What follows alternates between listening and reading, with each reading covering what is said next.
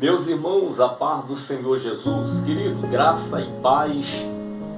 Estou muito feliz por mais uma vez poder retornar aqui com o projeto da gravação desse vídeo. É muito importante para nós, né, que esse vídeo seja um vídeo muito abençoador para a sua casa, para a sua vida. De qualquer lugar que você estiver me assistindo, seja muito abençoado por Deus aí na sua casa, na sua cidade. Seja Deus louvado por sua vida. Deus me trouxe aqui com uma palavra de edificação para a sua vida, para a sua casa. Já lhe peço aquele humilde carinho para que você se inscreva nesse canal, dando uma força aí para esse seu amigo, né, que vai estar entrando aí dentro da sua casa através desse veículo, né, que é a internet, para que Deus possa abençoar você, a sua casa, a sua vida. Você do outro lado que vai me ouvir, da região da Paraíba, da região do Sul, Centro-Oeste, seja abençoado por Deus na sua vida. Quero trazer uma palavra breve, rápida aqui, né, para nossa edificação. Palavra muito simples, de forma muito objetiva. Nosso objetivo aqui é edificar a sua fé, falar para você que você tem valor, você é uma pessoa especial para Cristo nessa jornada, tá bom? Não se desespere, não fique aflito, não fique aflita, porque Deus há de estender a mão para a sua vida. Você é especial para Deus. Esta crise não vai destruir a sua vida, a sua família, a sua casa. Você é uma pessoa que Deus tem uma obra, tem um plano, tem um projeto. Você não vai se matar, nem se suicidar. Você não vai fazer nada dessa natureza, porque Deus já entrou aí na tua casa, na tua vida, com escape e com livramento para abençoar você. Quero compartilhar um texto muito simples, muito conhecido, muito pregado, muito prescrutado, muito olhado, interpretado de várias formas, mas uma palavra simples, não tem uma pretensão de esgotá-lo mesmo, apenas uma palavra reflexiva, uma palavra que Deus possa ajudar você e me ajudar, tá certo? 1 Reis, capítulo de número 17, versículo de número 3, diz assim para nossa breve meditação: Retira-te daqui, vai para a banda do Oriente, esconde-te junto ao ribeiro de Querite, que está diante do Jordão. Beberás do ribeiro que eu ordenei aos corvos, que ali mesmo te sustente, tá certo? Meus irmãos, é de conhecimento nosso, é de conhecimento de todos, que esta narrativa em que eu acabei de fazer uso e ler para você, Deus está falando com o profeta Elias. Elias era um profeta de Deus, vivendo em uma época, ou por que não dizer, a época mais difícil para um profeta, para um servo de Deus viver, a saber, a época do profeta Elias. Elias nasceu com um projeto, Elias nasceu com uma missão, Elias nasceu com um propósito, direcionado por Deus para pregar uma palavra rema, uma palavra de fé, uma palavra de ousadia, de expectativa, de esperança para o povo de Israel. Segundo a narrativa desse texto em que nós acabamos de ler, diz que Israel está numa crise sem precedentes. Israel está passando por uma crise generalizada, uma crise tamanha. Há quem diga que uma das maiores crises vivenciada nos termos ou nas cercanias da nação de Israel. Israel agora está embrenhado, Israel agora está deitado, Israel agora está curvado, está dormindo, porque lhe fora introduzido uma espécie de culto que não adoravam a Deus, um culto que tinha por propósito trazer adoração a Baal, e Baal agora passa a ser a principal divindade de Israel. Jezebel, uma rainha, filha de um homem ou de um rei por nome de Baal, casa com Acabe. Deste casamento, Jezabel então traz os seus deuses, os seus dogmas, a sua religião, e introduz a sua religião à nação de Israel. Agora, esta mulher por nome Jezabel, uma das piores princesas ou profetisa já existente nos anais da história bíblica. Esta mulher era uma mulher sanguínea, uma mulher idólatra. Conseguiu inserir, através da aliança com Acabe, a sua religião, cujo o seu Deus principal ou Deus nacional era Baal. Baal, na mitologia cananeia, era o Deus da chuva, era o Deus da provisão, o Deus que tinha poder de fertilizar a terra, que era conhecida a outra deusa como Asherah ou Azerah, e que representava também a terra. E Baal era o Deus que representava a chuva. Jezabel conseguiu trazer para as cercanias de Israel um período terrível. Uma crise se instaurou em Israel através da vida de Jezabel, de tal maneira que Israel agora não adora mais o Senhor, não adora mais o Deus verdadeiro, e passa então a introduzir o culto a Baal nas cercanias de Israel. A ordem é: todos têm que adorar a Baal, todos têm que se curvar a Baal, porque se não se curvar, estão desobedecendo a rainha, estão desobedecendo o rei Acabe, um rei de uma personalidade frouxa, covarde, conhecedor da Torá, conhecedor da lei de Deus, mas se curva através de um relacionamento. Jezabel vai introduzir em Israel o seu culto pagão, o seu culto idólatra.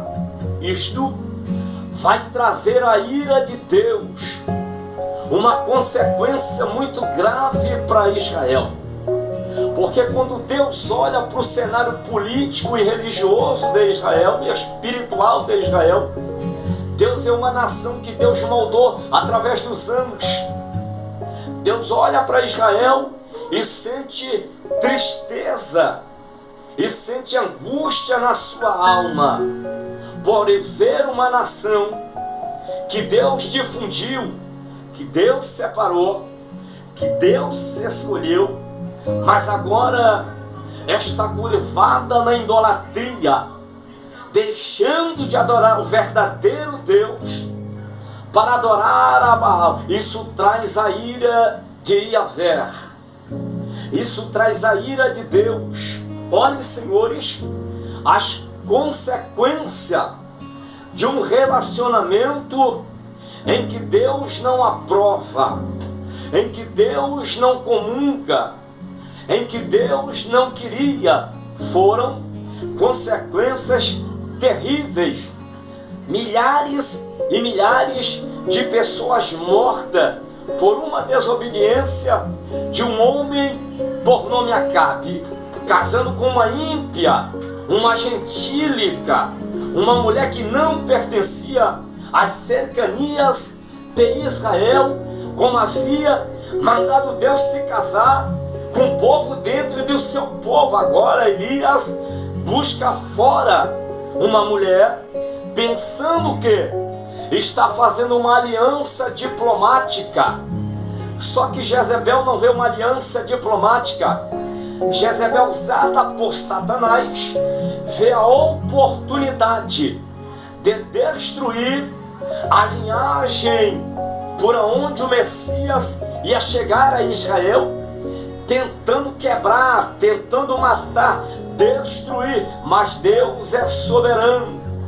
O Deus que guarda a sua perite ou a sua aliança estava controlando tudo nos bastidores.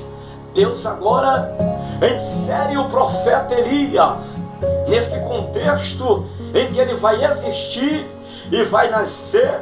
É um contexto perigoso. Baal está em alta. O Deus de Israel é Baal.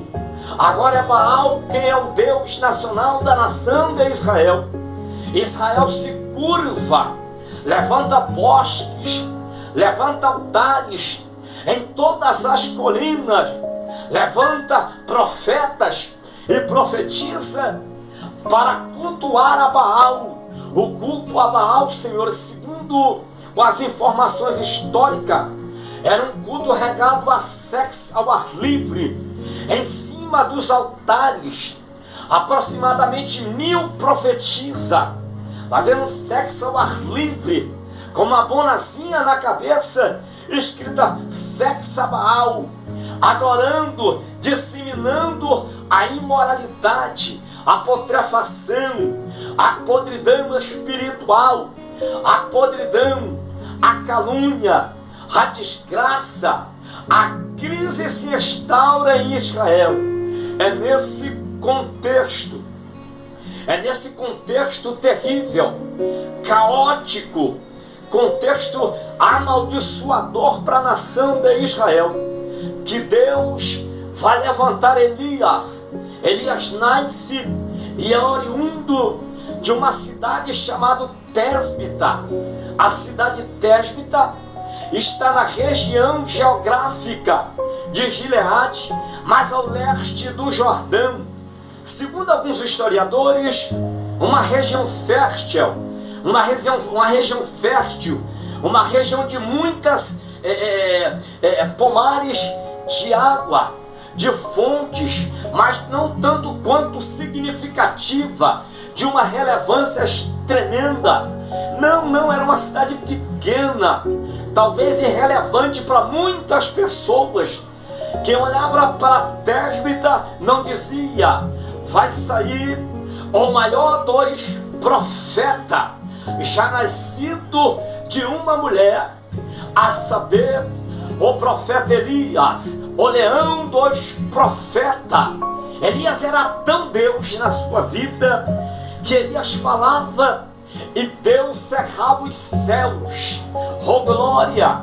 Elias foi levantado por Deus nesse contexto de crise, de apostasia, de idolatria, de imoralidade de uma cidade, senhores, insignificante, pequena, sem aspecto, sem aparência. É verdade. Ei, Deus não é Senhor como eu e você, que julga pela estética, pelo estereotipático, pela aparência. Deus não olha como o homem olha. Deus não olha como o homem vê.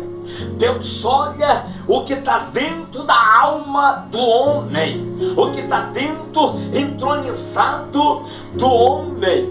Deus olha para a tésbita, para muitos não presta, não dá, está abandonada, mas daí vou eu levantar um homem que vai mudar o curso da história nacional de Israel. Quem sabe você está aí pensando: eu não falo nada, eu não sou ninguém, ninguém me vê, ninguém me acha, ninguém fala comigo. Você está esquecido até por tua família. Deixa eu te dar um recado aqui de Deus. Lá vai, segura a palavra rema, segura esta profecia.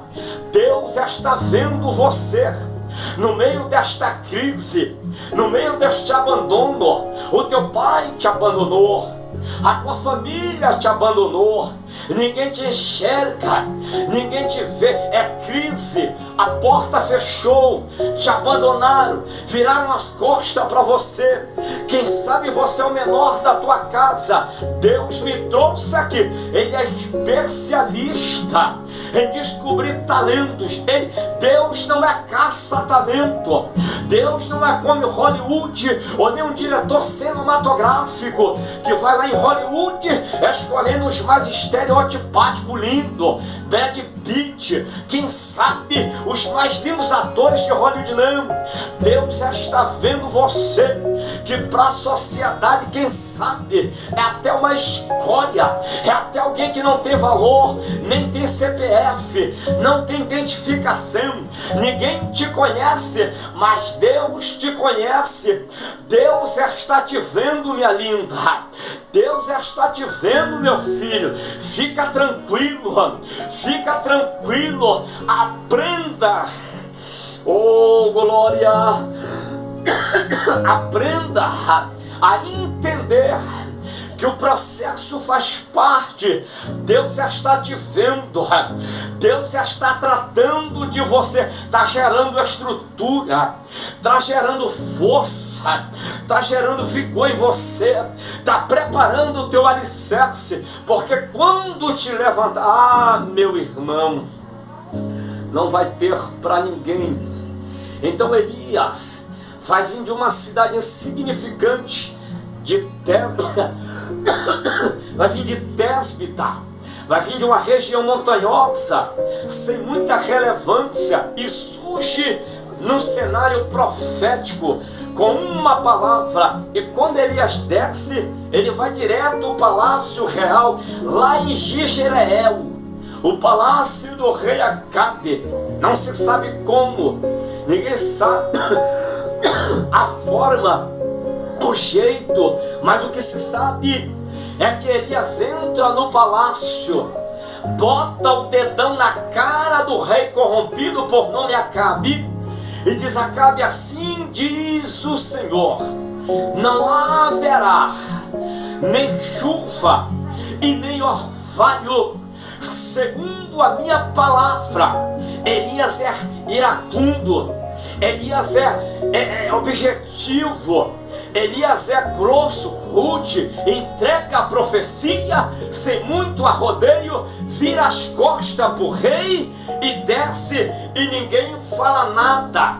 Quando ele chega na região do Jordão, disse: Elias, vai para o ribeiro de Querite e esconde-te lá, porque eu já vi a trama contra a tua vida.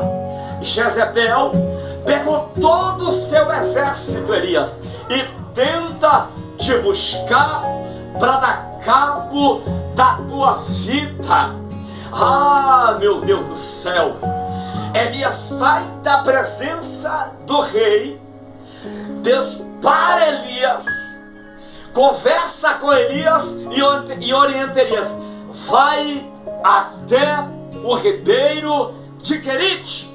Elias não indaga a Deus, Elias não pergunta a Deus, Elias obedece a voz de Deus e vai para o ribeiro de Querite, aonde Deus havia e estava lhe escondendo. Passa-se um ano, a seca se instaura em Israel. Jezebel oferece recompensa para quem achar Elias, mas Elias está escondido no ribeiro de Querite. Olhe para cá, interessante é que Deus tinha outras geografias para esconder Elias, mas Deus é tão Deus que vai mostrar para Elias nas barbas de Acabe e Jezebel, vai esconder Elias. Por quê? Porque o ribeiro de Querite ficava próximo, muito próximo da casa de Acabe.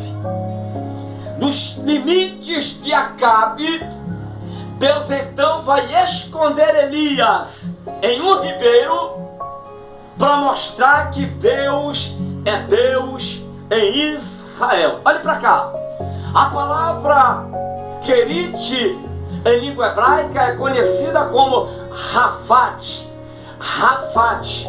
E a expressão Rafat significa, traduzindo para nós, para nossa língua portuguesa, corte ou colocar num tamanho certo. Ora, Deus tira Elias de um terreno espaçoso e coloca Elias em um lugar chamado Querite, que significa corte ou tamanho certo. Qual é a finalidade de Deus colocar Elias em Querite? É que Deus estava dizendo para Elias: vou eu, Elias, te colocar no tamanho certo. Vou eu, Elias, te dar uma unção do tamanho certo.